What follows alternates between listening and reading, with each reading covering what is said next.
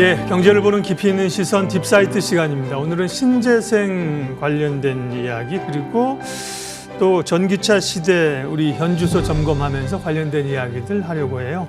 유진투자증권 한병화 연구위원 모셨습니다. 이사님 어서 오십시오. 네, 안녕하세요. 네, 그러게요. 이제 바이든이 대통령이 되면서 친환경 정책에 드라이브를 걸고 그다음에 IRA 이런 거 올랐는데 어느덧 또 이제 선거철이 다가왔다고 해서 그 영향도 있고요. 사실 뭐 주가 빠진 섹터나 종목이 한두 가지이겠습니까만은 신재생 풍력이나 태양광은 최근에 저희도 방송하면서 보면 정말 주가 엄청 많이 하락했어요. 네. 뭐 하루 이틀 반등이 오긴 했는데 그렇게 좀 뭐 브레이크 없이 뭐 실적은 또 괜찮은 것 같은데 주가 이렇게 많이 최근에 밀려 내려왔던 이유부터 좀 설명을 해주세요. 두 가지 이유가 있고요. 예. 첫 번째는 이제 고금리. 예. 원래 사실은 올 4분기 정도부터는 금리가 피크아웃 할 것으로 봤었는데 오히려 역으로 더 이제 올라가면서 고금리가 유지가 되면 이제 이게 자금 조달이 있는 발전 건가요? 사업이기 때문에 예. 뭐 단지의 그 단가가 네. 조성하는 원가가 이제 상승을 하면서 프로젝트들이 뭐 일부 지연되기도 하고 뭐 그런 네. 이제 케이스들이 있잖아요. 그리고 이번 고금리가 이제 과거에는 고금리가 왔다가 굉장히 빠른 속도로 하락하는 케이스가 대부분이었는데 이번에는 이제 좀 오래 계속 머무르면서 실질적으로 영향을 좀 주는 그런 현상이 있었고요.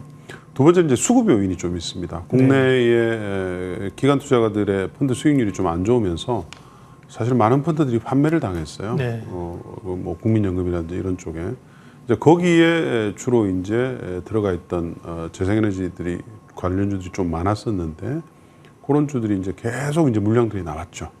그래서 그 두 가지 요인들 때문에 주가가 좀 많이 하락을 했다 그렇게 보고 있습니다. 네, 그러니까요. 이게 뭐 애꿎은 유탄을 예전에 그 2차 전지주들이 뭐 겁없이 올라갈 때도 기관들이 그거 사려고 뭘 좀 팔아야 되는데 이쪽을 조금 덜어 내는 경향이 있다. 그때도 그런 얘기 좀 했었던 것 같은데요. 고금리나 수급. 근데 그렇다고 실적이 뭐 눈에 보이는 실적들이 지금 뭐 2, 3분기가 떨어지는 추세는 아니잖아요. 그렇습니다. 뭐 이게 실적이 업체들이 미치는 영향이 좀 있다 하더라도 좀 시차를 두고 이제 오는 거고요. 그리고 사실은 좀 중요하게 보실 것은 이런 매크로 상황이 악화가 되면 과연 정책이 어떻게 움직이는가 이게 그렇죠. 이제 사실은 더 중요하거든요.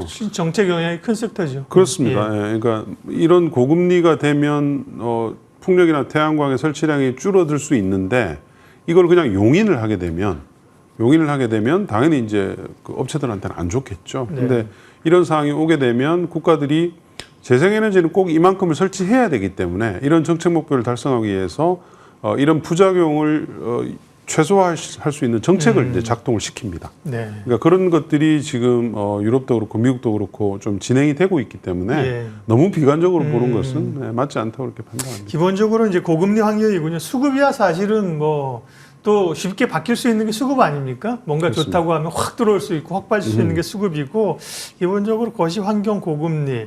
그러면 이제 금리, 그 다음에 또 정책, 또 어떤 것들이 이제 기본적으로 신재생 관련주들에 영향을 미치는 추가적인 요인들입니까? 네. 뭐 그 정책을 제외하고는 사실은 특별하게 중장기적으로는 고려할 만한 사항이 그렇게 크지는 않습니다. 근데 지금 정책들이 사실 유럽도 그렇고 미국도 그렇고 IRA와 그다음에 이 탄소 감축 정책을 위한 리파워유 플랜들이 이게 확정된 상황이기 때문에 사실은 크게 변동 사항은 없었어요. 없었는데 이제 센티멘트가 이제 고금리 때문에 많이 안 좋아진 거죠. 근데 유럽은 최근에 아마 이번 달 안으로 제일 이제 좀 타격이 있는 풍력 산업에 대해서 육성을 하기 위해서 윈드 파워 패키지라는 것을 발표할 예정입니다. 이번 달 안으로요. 그래서 풍력의 입찰 조건을 조금 더 좀 완화해주고, 그다음에 금융 지원도 해주고, 그다음에 신속하게 좀 그 승인 절차를 해주는 등 이런 것들을 이번 달 안에 발표할 예정이고요. 그리고 중국의 풍력 터빈이 지금 아직 뭐 크게 들어오는 상황은 아닌데 워낙 이제 저가를 무기로 삼아서 많이 지금 들이대고 있는 상황이거든요. 중국의 터빈 메이커들이. 그래서 그런 것들을 조금 이제 보조금을 받는 거 아닌가 이렇게 뭐 반덤핑 조사를 할 예정이고요. 미국도 여러 주들이 해상 풍력을 하는 여러 주들이 좀 합세를 해서 전력망을 공동으로 깔고 또는 입찰 규모를 좀 공동으로 입찰을 하면서 크게 해서 디벨로퍼들을 좀 도와주자. 이런 지금 움직임을 시작을 했고요. 그래서 뭐 이런 상황들이 왔다고 해서 판이 바뀌는 네. 재생에너지에 대해서 설치량이 뚝뚝 떨어지고 이런 상태는 지금 아니다. 그렇게 이제 보시는 게 맞는 것 같습니다. 네. 신재생. 지난번에 한 말씀 제가 이제 정리한 건데 저도 신재생 하다 보니까 신재생이 뭐지? 이제 재생은 이제 우리가 풍력이나 태양광이고 신은 이제 신에너지, 재생에너지고 합쳐서 신재생이라고 그러거든요. 신에너지는 이제 원전 이런 걸 얘기하는데요. 어쨌든 정책이 제일 중요한 거군요. 근데 정책이라는 게 항상 그렇지 않습니까? 이런 말씀하신 거시 환경이나 에너지 정책이 내년 정책이 아니라 5년, 10년이다 보니까 네. 청사진은 제시했는데 막상 그 시점이 다가오면 조금씩 뭐 지연되고 이견이 생기는. 예를 들면 뭐 유럽도 내연기관차 완전 퇴출이 지난번에 35년이었나 했다가 뭐 최근에 또 일부 국가에서는 조금 늦춘다. 이런 것들이 그렇게 직접적인 강력한 영향을 미치지는 않습니까? 유럽 먼저 좀 얘기하면요. 네, 뭐 그 큰 그림은 확정이 돼 있고 거기 안에서 세부적으로 이제 왔다 갔다 하는 부분들이 있죠. 뭐 조금 전에 말씀하신 뭐 영국 같은 케이스는 2030년부터 내연기관차 판매 금지였는데 이걸 이제 35년으로 좀 미뤘고요. 그다음에 EU는 최근에 이제 자동차의 그 배출 규제가 있습니다. 이게 이제 유로 6 이렇게 우리가 지금 쓰고 있잖아요. 근데 이 유로 7을 도입을 해야 되는데 이 유로 7의 도입에 대해서 연기를 하는 것 같습니다. 지금 아직 표기를 직전이긴 한데 뭐 그런 것들은 좀 있습니다. 속도를 이제 조금씩 왔다 갔다 하는 부분들이 있는데 큰 그림은 사실은 변화가 없죠.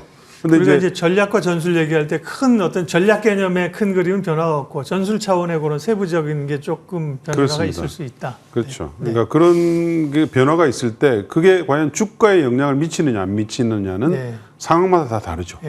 굉장히 주가가 고평가돼 있을 때는 그런 것들이 민감하게 영향을 미치고 만약에 뭐 주가가 많이 하락을 해서 저평가돼 있는 상태라면 그런 것들이 영향을 거의 안 미치죠. 큰 그림은 변화가 없기 때문에.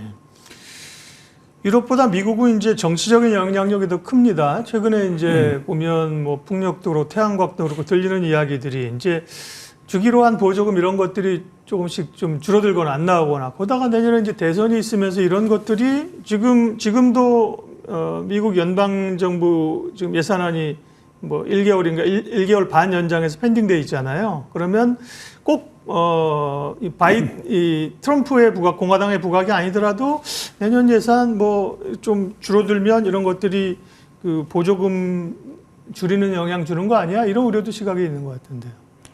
사람마다 좀 다르고요. 그러니까 뭐 예를 들어서 풍력이나 태양광은 IRA에 들어가 있는 조건들이 명확합니다. 아주 명확하고 굉장히 그 심플하게 돼 있기 때문에 누가 대통령이 바뀐다 하더라도 미치는 영향이 별로 없어요. 그거는 이미 오바마에서 트럼프로 넘어가면서 한번 검증이 됐죠.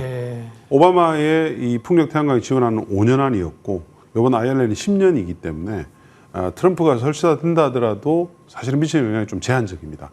근데 이제 전기차는 좀 다릅니다. 전기차는 만약에 트럼프 정부가 잡게 되면 단기간에는 타격이 좀 클 겁니다. 왜냐하면 전기차의 IRA 규정이 굉장히 복잡하게 돼 있고 굉장히 많은 수정을 거치면서 행정부들에서 가이드라인을 넣은 게 굉장히 많이 있어요. 뭐 대표적으로 중국에서 만들어진 가공된 리튬을 가지고 와서 한국에서 가공을 해서 하더라도 양극재 같은 경우는 보조금 대상이 됐거든요. 근데 이런 부분들은 사실은 행정부에서 조금만 규정을 변화시킨다 하더라도 전기차의 보조금을 받을 수 있는 대상이 확 줄어들게 됩니다.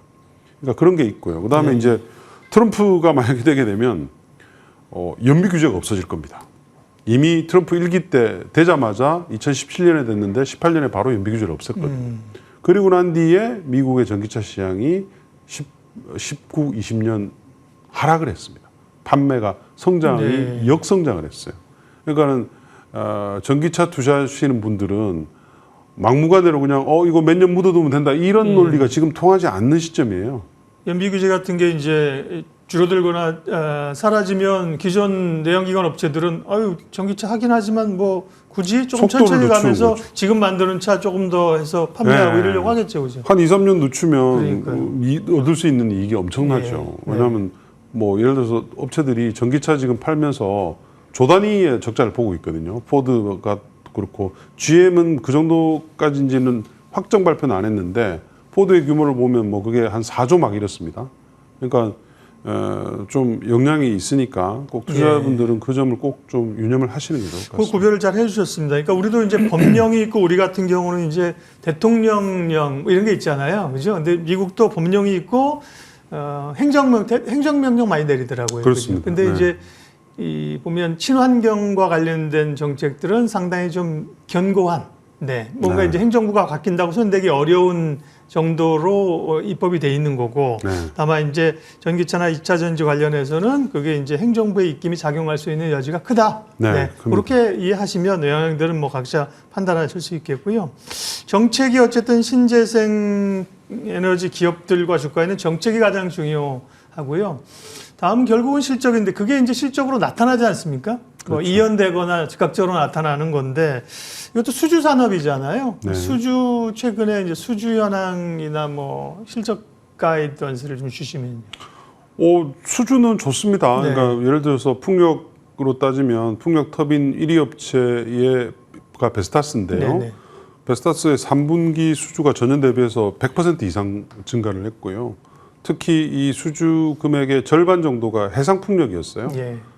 분기 해상 풍력 수주로는 뭐 3분기가 베스타스 3분기가 가장 역사적으로 컸을 정도로 그래서 이제 해상 풍력이 지금 좀 시장이 열리고 있다 이렇게 볼 수 있고 지멘스도 마찬가지였습니다. 그래서 지금 눈앞에 닥친 업체들의 어떤 그런 펀더멘탈이 약화되는 것은 보이질 않고 있는 상태예요. 지금 설치량도 사실은 내년 내후년 계속 이제 증가하는 쪽으로 그렇게 보고 있고 그래서 투자하는 이제 고금리로 인한 센티멘트가 네. 좀 지금 약화돼 있는 상황 정도다 이렇게 이제 보시면 될 것 같습니다. 네. 풍력 가운데서도 이제 해상 풍력의 중요성에 대해서는 뭐 아마 그 전에 오신 꽤 오래 전에부터 나와서 말씀을 해주셨고 그 이유에 대해서는 다들 뭐 익히 알고 있는 바입니다. 설치라든지 뭐 이런 쪽에서 자유롭고 그러다 보니까 이제 발전량이 늘어나게 되고 해상 풍력이 그러면 이제 기업체들에게 좋아진다는 거였고요. 국내 상황은 어떨까요? 사실은 지금 새 정부가 들어서서 친환경 풍력 태양광에 상당히 굉장히 열심이다 이런 생각은 개인적으로 잘 못 느끼는데 최근에 뭐 풍력 관련해서 정부가 좀 보급 속도를 높이겠다는 이런 얘기가 있었습니까? 네, 어저께 산업부가 이제 올해 하반기에 풍력 태양광에 대한 입찰 물량 공고를 냈거든요. 네. 근데 이제 거기 지금 그림 보시는 거 보시면 아시겠지만 작년도가 550메가였어요, 풍력이. 근데 이제 올해는 1900메가. 저 중에서 이제 500메가가 육상 풍력이고 1400메가가 해상 풍력입니다. 네. 그러니까 그 정도로 이제 특히 해상 풍력에 대해서 좀 적극적으로 입찰을 통해서 단지 건설을 하겠다 하는 이제 정책 의지고요. 태양광은 반면에 이제 굉장히 많이 낮춘 상태에서 유지하는 그 정도입니다. 그래서 어쨌든 현 정부도 해상 풍력에 대해서는 뭔가를 좀 하려고 하는 그런 지금 입장에 있는 것 같습니다. 네, 명확하게 풍력하고 태양광하고의 그 그림이 엇갈리는 모양새를 나타내고 있네요. 그러면 신재생 관련돼서 전략을 좀 여쭙겠습니다. 기본적으로 사실은 장기 성장성이나 장기 정책이 바뀐 건 없다. 그러나 뭐 센티적으로 해서 주가가 밀렸는데 뭐 그냥 밀린 정도가 아니라 사실 굉장히 많이 흘러내려왔어요. 그럼 지금은 밸류나 성장성을 감안해서 진입을 해도 괜찮은 시기인지 전략 좀 알려주십시오. 네, 지금은 제가 추천드리는 CS 윈드도 그렇고 SK 오션 플랜트도 그렇고 네. 내년 후에 성장을 감안하면 굉장히 저평가 구간입니다. CS 윈드만 하더라도 그냥 자기 자체적인 성장뿐만 아니라 M&A를 통해 성장하는데 올해 이제 블라트라는 글로벌 최대 해상 풍력 구조물 업체를 인수를 이제 했거든요. 그래서 내년부터 이 매출액 증가 폭이 생각보다 더 커지고요. SK 오션 플랜트는 조금 전에 보신 국내 이제 입찰, 풍력 입찰, 해상 풍력 입찰이 이제 본격적으로 이제 되면서 내년부터 이제 건설이 시작될 예정이기 때문에 그 하부 구조물은 SK 오션 플랜트가 대부분 담당하게 되거든요. 그런 부분들이 있어서 저는 뭐 두 회사 다 지금은 충분히 싼 가격으로 많이 빠져 있다. 특히 이제 최근에 연기금 펀드들에서 수급 물량들이 많이 쏟아져 나왔습니다. 그래서 그것들이 이제 많이 나온 상태이기 때문에 지금은 바텀 피싱하는 저점 매수하는 전략이 맞다 그렇게 판단하고 있습니다. 네. 역시나 태양광보다는 풍력 쪽에 투자했지 않습니까? 태양광도 하나솔루션 같은 거 많이 싸죠. 네. 싼데 이제 중국 업체들에 의한 공급 과잉 때문에 판가가 지금 많이 눌려 있거든요. 근데 이 판가의 상승은 내년 한 6월 정도부터는 다시 바뀌게 될 거예요. 왜냐하면 미국이 중국 업체들이 만드는 동남아에서 만드는 태양광 패널에 대해서 수입을 아마 금지를 하게 될 겁니다. 예, 그래서 그런 부분을 감안하면 사실 하나솔루션도 지금 가격은 충분히 매력적인 가격이라 그렇게 판단합니다. 네. 신재생 에너지 쪽 먼저 봤고요. 다음은 이제 속도 방지턱을 만난 전기차의 패러다임은 어떤가? 저도 운전하다 보면 가끔 속도 방지턱이 있는데 우리나라 속도 방지턱이 너무 높은 것 같아요. 스무스하게 넘어가야 되는데 덜컹거릴 때가 많거든요. 네. 2차전지 아마 전기차 투자하신 분들이 그런 느낌이 아닐까 싶은데 그러니까요. 앞으로 시기의 문제지 전기차로의 전환이 굉장히 빠르고 대세적으로 이루어질 것이다. 그리고 높은 성장성을 보였는데 최근에 수요 둔화 우려라든지 최근에 어쨌든 이 달라진 점은 뭡니까? 우려는 이것도 역시 보면 뭐 센치 요소입니까? 어떤 게 달라진 거예요? 네. 속도가 낮아지고 있죠. 성장 네. 속도가. 근데 그거는 어떤 업황에 문제가 있어서 그런 게 아니라 네. 당연한 현상입니다. 어떤 사람이든지 초기에는 고성장을 하고 속도가 낮아지죠. 그러니까 전기차의 판매를 보면 2020년도에 전기차 판매 성장이 100%가 넘었습니다. 그리고 2021년도에는 80%였고요. 그리고 작년에는 50%였어요. 올해는 한 40% 정도 될 것 같고요. 내년도에는 20%대로 낮아집니다. 그냥 워낙 많은 성장을 했기 때문에 그렇죠, 예. 무한정 이걸 어떻게 이렇게 성장을 시킵니까? 아니 산업이 뭐 판매량이 40% 20%인 것도 사실 대단한 굉장히 거죠. 큰 거죠. 근데 워낙 예. 그 전에 이제 캐파가 작을 때 높은 성장률을 봤기 때문에 그죠. 예. 네. 그러니까 그거를 반영을 해서 글로벌 전기차 관련 업체들, 배터리 관련 업체들의 소위 말하는 프리미엄이라는 PER이 낮아지고 있는 중이죠. 예. 예. 그래서 지금 보시면 글로벌리 테슬라와 BYD 정도만 어느 정도 유지하고 있지 거의 대부분의 전기차 배터리 관련 업체들의 주가들이 많이 하락을 했어요. 네. 많이 하락을 해서 PER이 대부분 10배에서 20배 정도 사이입니다. PER이. 그렇기 때문에 이제 이거를 업황의 둔화라고 보기는 어렵고 정상화가 그러니까 성장 속도에 맞는 기업 가치의 정상화가 지금 진행되고 있는 상황이다. 이제 이렇게 판단하는 게 제일 맞는 것 같아요. 네. 업황은 좋다. 그죠? 좋다기보다는 그냥 예상된 우리의 예. 예상된 성장 속도대로 가고 있는 상황이다. 네. 이제 이렇게 보시면 될 것 같습니다. 성장률은 낮아지고 있다라는 거고요. 네. 당면한 과제는 아까도 뭐 정책적인 얘기, 미국 대선 얘기 잠깐 했습니다만 관련해서 미국은 지금 또 자동차 노조가 단합해서 파업을 하고 있는데 이것도 사실은 기존의 어떤 파업처럼 이번에 물가가 얼마 쓰니 임단협에서 얼마 올려다는 거랑 좀 결이 다른, 그지? 약간 좀 전기차나 친환경차로의 전환을 노동자들이 좀 부담스러워하는 거 아니겠습니까? 네. 이런 것들이 노조 파업이나 대선이 전기차 시장에 미치는 영향 좀 알려주세요. 굉장히 크죠. 그러니까 UAW의 현재 파업이 굉장히 길어지고 있잖아요. 네. 중심에 전기차가 있습니다. 네. 왜냐하면 전기차 때문에 미국에서 공장이 문을 닫은 것만 수십 개 공장이 문을 닫았어요. 최근에. 예. 그리고 전기차 배터리 공장에 고용된 근로자들의 임금이 UAW의 현재 완성차 업체들에 받고 있는 근로자의 평균 임금보다 절반밖에 되질 않고요. 네.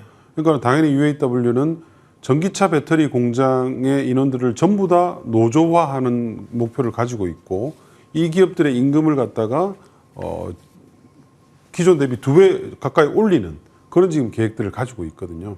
그러다 보니까 이 파업이 생각보다는 쉽게 안 끝나고 전기차로의 전환 속도가 사실은 이 정치권의 미국 정치권의 주요한 화두가 될 정도로 지금 굉장히 뜨겁게 맞부딪히고 있는 상황입니다. 네. 전기차 2차 전지 관련해서 좀 대표 종목 쪽으로 조금만 여쭤보면 LG에너지솔루션의 실적을 별로 주목하지 않았는데 실적이 굉장히 좋게 나왔습니다. 배경하고요. 그걸 계기로 해서 2차 전지가 올라오면 이제 좀 그 전에 이제 쏠렸던 소재주에서 이런 대형 셀업체로 좀 관심이 갈 수 있는 건지 궁금합니다. 일단 지금 그 양극재 업체들이 워낙 독보적으로 많이 그렇죠. 주가에 관심을 가지고 네. 있는 상태라서 사실은 LG엔솔이라든지 SDI라든지 SK이노베이션 이런 종목들이 주가들이 오히려 빠져 있잖아요. 존재감이 없었어요. 네, 존재감이 네. 없는 상태이고 네. 거기에 비해서 이제 LG엔솔의 실적이 나쁘질 않았다는 거죠. 네. 나쁘질 않았기 때문에 조금 이제 반짝하긴 했는데 네. 그러니까 이런 움직임이 사실은 논리적으로는 전혀 맞지 않는 거예요. 셀 업체들이 받은 수주를 기반으로 해서 양극재에 대한 수주를 내거든요. 셀 업체들이. 그럼 사실은 이 주가의 흐름은 비슷하게 움직여야 되는 거잖아요. 근데 지금 LG엔솔도 주가 많이 빠진 상태에서 PER이 굉장히 많이 낮아져 있어요. 2025년도 기준으로 삼으면 20배대로 떨어진 상태이고요. 근데 양극재 업체들은 훨씬 더 비싸죠. 몇 배 됩니다. 그거의 밸류에이션에. 그러니까는 이런 주가의 흐름, 이런 밸류에이션은 논리적으로 맞지 않다. 저는 그렇게 보고 있어서 차라리 지금 배터리 관련 업체들 살 바에는 산다고 가정을 하면 셀 업체들이 훨씬 더 안전하다는 거죠. SDI도 그렇고 LG엔솔도 그렇고 지금은 굉장히 밸류에이션이 많이 낮아진 상태이기 때문에 안전성 측면에서 보면 셀 업체들을 사시라고 오히려 권고드리고 싶습니다. 근데 이제 주식시장 항상 수급과 센티가 있으니까요. 뭐 삼성전자보다도 소부장이 훨씬 탄력적으로 가는 경우가 꽤 있고, 그렇습니다. 네, 현대기아차보다도 부품업체들이 모멘텀 받으면 훨씬 더 잘 네. 가는 경우가 있고요. 물론 변동성도 그만큼 크죠. 네, 네, 네. 그게 이제 시장에서 우리가 느끼는 거고요.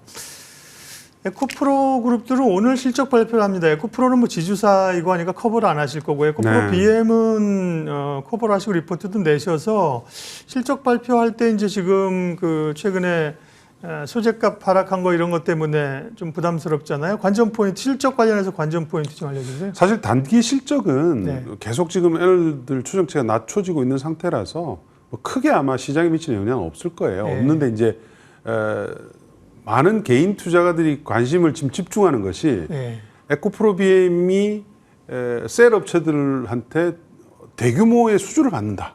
이런 얘기를 이제 계속 지금 하면서 그래서 주식을 사야 된다. 이렇게 지금 논리들을 펴고 있거든요. 근데 물론 수주를 받으면 좋죠. 뭐 그게 수주 규모가 클 거니까. 근데 그 대규모 수주를 받는다고 해서 에코프로 BM의 주가가 상승한다는 건 또 다른 얘기예요. 왜냐하면 수주 받으면 주가 좋은 거 아닌가요? 좋죠. 좋은데 네. 에코프로 BM의 내년부터 2030년까지 예상 매출액을 다 합쳐보면 예. 200조 정도 됩니다. 네. 그러니까 당연히 그만큼의 수주가 있어야 되는 거예요. 네. 있어야 되기 때문에 우리 배터리 업체들한테 수주가 나올 거예요.